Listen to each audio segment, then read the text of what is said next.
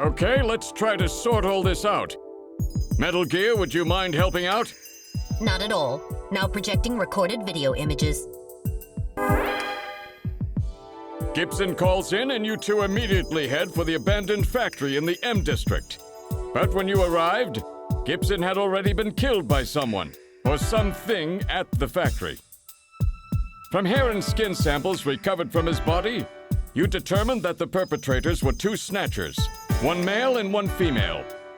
In addition, from a floppy disk containing notes from Gibson's investigation, you discovered that Snatchers have a crucial defect.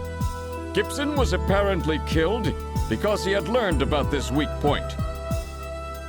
And this weak point is a key difference between them and real humans.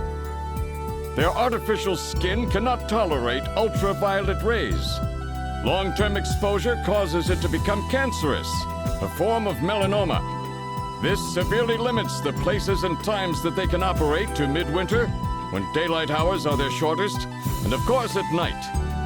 And it looks as if it will take at least 6 months for them to develop a new skin which overcomes this fault. So their biggest weak point was that they had to keep themselves protected from ultraviolet rays over the past 6 months. Gibson really put his earlier training as a science cop to good use in figuring this one out. And that's why they use plenty of sunscreen, even in the middle of the winter. As a result of this, it becomes clear that there is one thing they must have to continue their survival. And that is medical facilities, where they can treat artificial skin which has become cancerous. And it appears that Gibson may have located a hospital used for this very purpose. In an effort to determine where Gibson had been investigating, you analyzed his stomach contents, found buffalo meat, and headed to the only place in the city that serves it, Outer Heaven. Isabella Velvet, a dancer at this place, gives you a description, which allows you to put together a montage of the man Gibson was trying to track down. You then ran this montage through the city's databank using Jordan, and that gave you 2 suspects, Ivan Rodriguez and Freddie Nielsen. But from the condition of Ivan's skin, you determined that there was no possibility he could be a Snatcher. There was no evidence at all of melanoma. But as he was in possession of liquid sky, you turned him over to narcotics. Following that, a search of Freddie Nielsen's home turned up large quantities of sunscreen.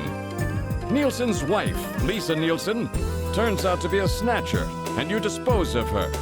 And you confirm that the skin cells found under Gibson's nails were from Lisa. Freddie Nielsen also turns out to be a Snatcher, and you dispose of him as well. The hair sample that was found in Gibson's hand is confirmed as being from Freddie. So you are able to determine that these 2 Snatchers, Freddie and Lisa, were the ones who killed Gibson.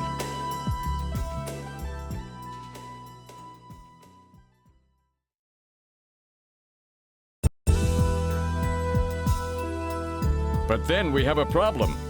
The bounty hunter who saved you, Seed, Random Hajil.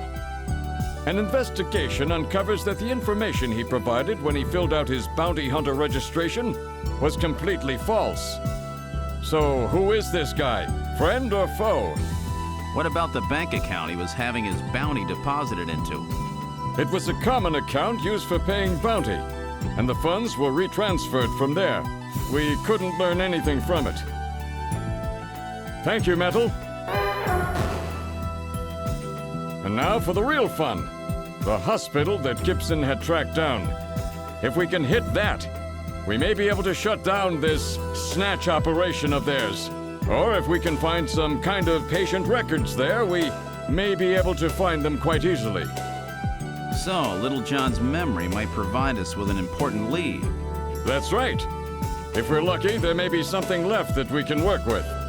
Navigators record everything their junkers do, just in case. Just in case, huh? Well, this looks like one of those cases.